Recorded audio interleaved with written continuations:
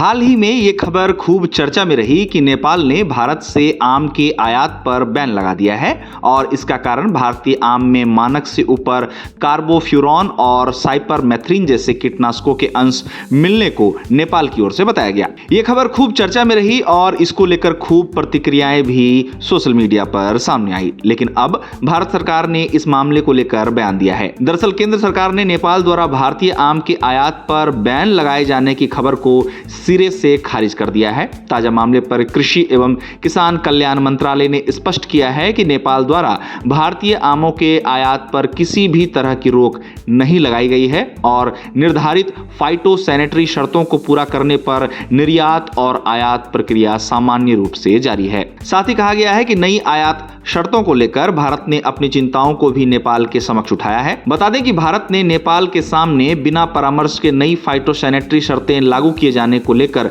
अपनी चिंता सामने रखी है। बताया गया है कि इस मामले को नेपाल और भारत द्विपक्षीय माध्यमों से आगे बढ़ा रहे हैं और इस दौरान WTO के SPS समझौते और अंतर्राष्ट्रीय प्लांट प्रोटेक्शन कन्वेंशन के ढांचे का पालन भी किया जा रहा है। इस मामले पर मंत्रालय द्वारा जारी बयान में कहा गया है कि कुछ मीडिया रिपोर्ट्स में नेपाल द्वारा भारतीय आम के आयात को बैन करने के दावे तथ्यात्मक रूप से गलत और भ्रामक हैं। नेपाल सरकार के plant quarantine and pesticide management centre ने 10 जून 2026 को स्पष्ट किया है कि भारत से आमों का आयात पहले की तरह ही जारी है। हालांकि आयात के लिए निर्धारित फाइटोसैनिटरी शर्तों का पालन करना अनिवार्य रहेगा। वैध फाइटोसैनिटरी प्रमाणन जमा करने और निर्धारित प्रक्रियाओं का पालन करने पर आयात परमिट और माल रिलीज आदेश जारी किए जा रहे हैं। साथ ही कृषि मंत्रालय द्वारा भारत से नेपाल को निर्यात किए गए आमों की मात्रा को लेकर भी जानकारी दी गई है, जिसमें बताया गया है कि जनवरी 2026 से अब तक कुल 149 खेपों के जरिए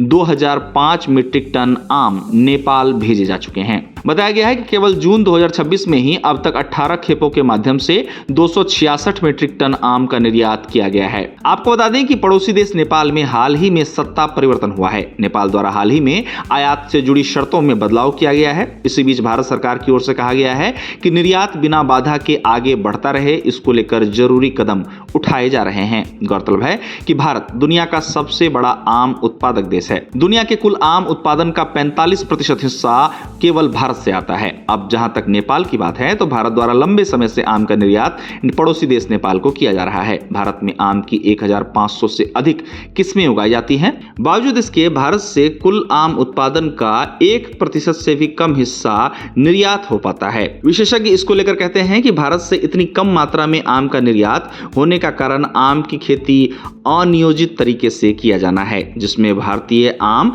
अंतर्राष्ट्रीय गुणवत्ता मानकों पर कम ही खड़े उतर पाते हैं। साथ ही आमों की तोड़ाई के बाद उन्हें सही तरीके से साफ ना किया जाना और कीट समाप्त करने के लिए पुख्ता उपाय की कमी भी इसके निर्यात में बाधा बनती है। आपको बता दें कि अमेरिका, जापान, साउथ कोरिया और ऑस्ट्रेलिया जैसे देशों में आम भेजने के लिए इरिडिएशन या वेपर हीट ट्रीटमेंट जैसी प्रक्रियाओं से गुजरना होता है। अब नेपाल ने हाल ही में आम के आयात के लिए हॉट वाटर ट्रीटमेंट यानी गर्म पानी का उपचार जरूरी कर दिया है, जहां इस नियम के तहत आमों को कुछ समय के लिए गर्म पानी में साफ किया जाता है ताकि उनमें मौजूद कीड़े या कीटनाशक पूरी तरह समाप्त हो जाए। तो आपको एक बार फिर बता दें कि नेपाल ने भारत से आम के आयात पर बैन नहीं लगाया है। ताजा मामले पर कृषि एवं किसान कल्याण मंत्रालय ने स्पष्ट किया है कि नेपाल द्वारा भारतीय आमों के आयात पर किसी भी प्रकार की रोक नहीं लगाई गई है और निर्धारित फाइटोसैनिटरी शर्तों को पूरा करने पर निर्यात और आयात प्रक्रिया सामान्य रूप से जारी है।